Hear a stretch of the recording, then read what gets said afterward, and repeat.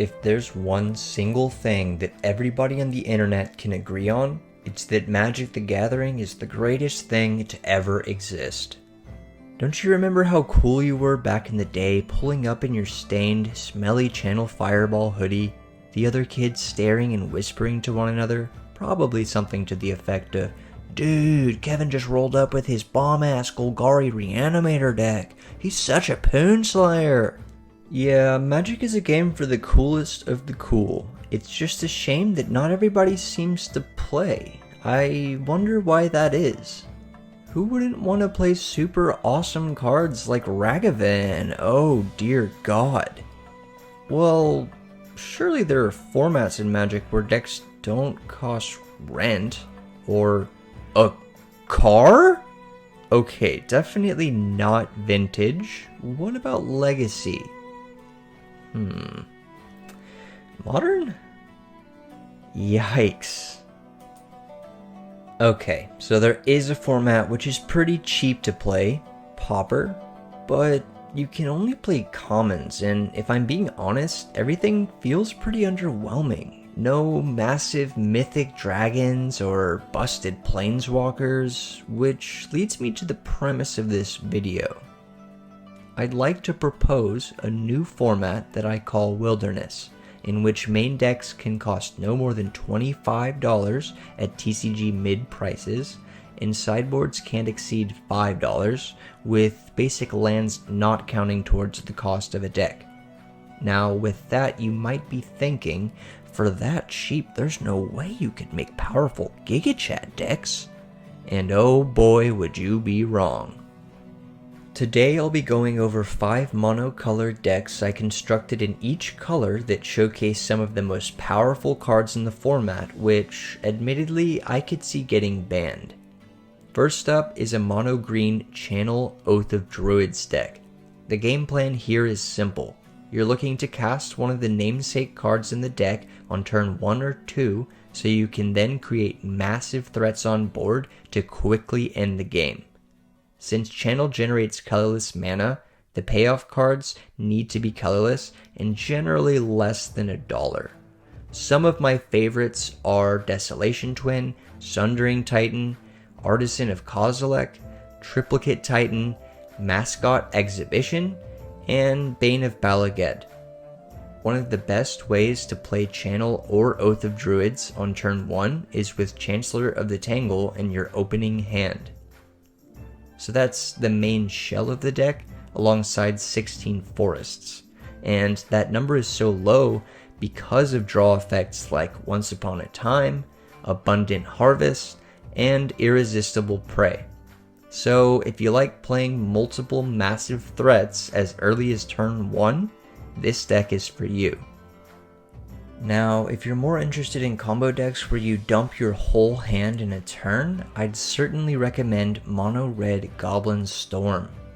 The deck is based around fast mana and creating lots of goblins, with Empty the Warren serving as the primary win condition alongside Goblin Bushwhacker and Reckless Bushwhacker. In order to combo off with these cards, we need fast mana in the form of Skirk Prospector, Brightstone Ritual, and Battle Hymn, all cards that want to see lots of goblins in play. So, for Goblin Generation, we're running Mog Alarm, Mog War Marshal, Dragon Fodder, Krenko's Command, and Hordeling Outburst. Finally, to really seal the deal and get those final points of damage necessary to win, the deck also runs a few copies of Goblin War Strike, and it makes turn 3 and 4 kills more consistent. The last extremely fast aggro deck we'll be discussing today is that of Mono Black Hogak. This archetype provides a very unique goal to discard your hand as soon as possible with cards like Putrid Imp, Zombie Infestation, Restless Dreams, and a single copy of One with Nothing. The most obvious cards that are good to discard are dredge cards like Stinkweed Imp, Golgari Thug, and Dark Blast, which you can use to fuel your graveyard even further. Cards you want to discard and that are good with dredge include Hogak, Prized Amalgam, Icarid, Nether Shadow, and Cabal Therapy. Hollow 1 is a staple in the deck that can easily be played on turn 1 alongside Putrid Imp. Finally, the deck runs additional disruption in the form of Bone Shards, which helps you discard cards, and Cabal Therapist, which works well with Cabal Therapy if you use this type of effect multiple times. In the presence of aggro decks in a meta, it's of course important for there to exist grindier decks with plenty of disruption, and Mono Blue Sky Hussar is a great example of this.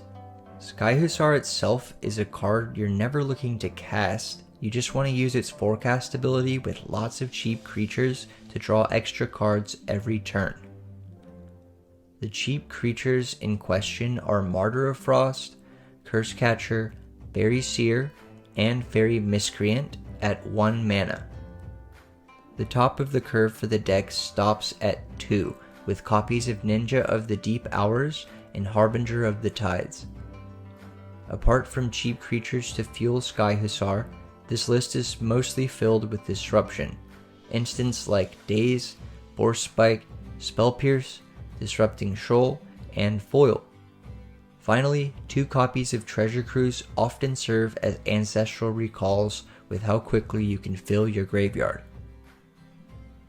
Last but certainly not least, we have another grindy version of Mono White with mini control and value elements.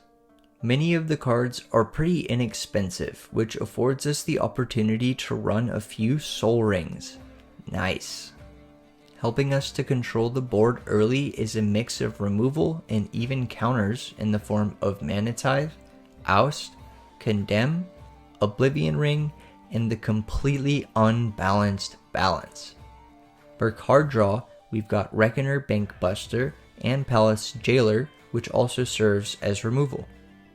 To win the game, we have a few underplayed gems: Serra Avenger, Elspeth Sun's Nemesis, and Spectral Possession, cards you're looking to play after using the Balance. So that's a general overview of some really cool decks I could see doing well in Wilderness, a busted and ever-shifting format where cheaper Magic cards have a chance to shine, and where building 3 or 4 powerful decks for a group of friends costs about the same as a cardboard monkey. I had so much fun putting together all these decks.